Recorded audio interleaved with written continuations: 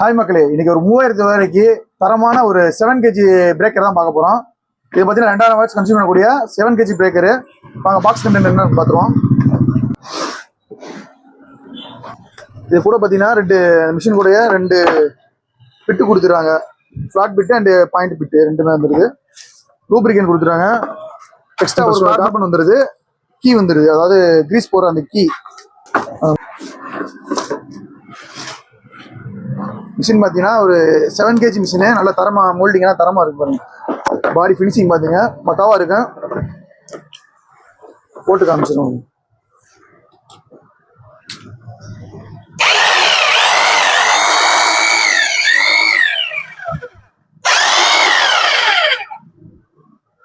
Rate பார்த்தீங்கன்னா 3900 ரூபா.